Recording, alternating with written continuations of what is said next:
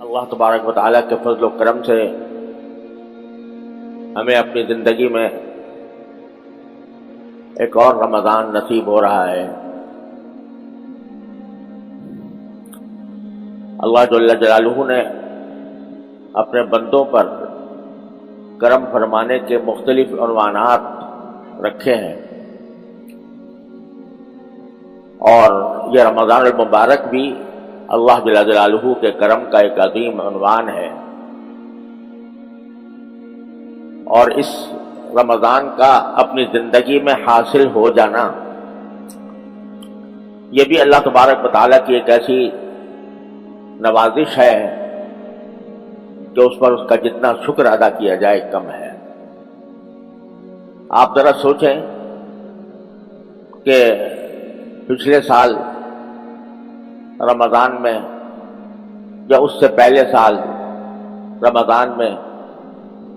کتنے ہمارے اعزاء اقربا، دوست احباب، ملنے جلنے والے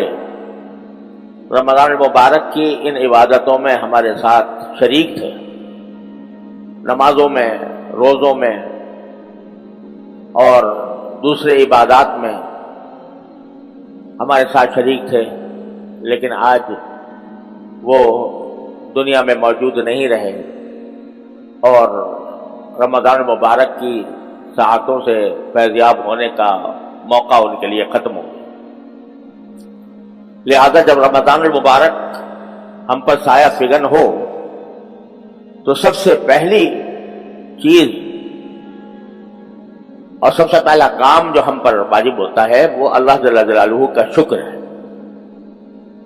یا اللہ، آپ کا فضل و کرم ہے، آپ کا شکر ہے کہ آپ نے یہ مبارک مہینہ ہمیں اپنی زندگی میں عطا فرما دیا، اور اس بات کا موقع فراہم فرمایا کہ اس مہینے کے اندر ہم اپنے گناہوں کی بخشش کا سامان کر لیں، اور جس مقصد کے لیے اللہ جل جلالہ نے یہ مہینہ مقرر فرمایا اور جن کاموں کی اس میں ہم کو ہدایت عطا فرمائی، اللہ تبارک و تعالیٰ نے کے فضل و کرم سے وہ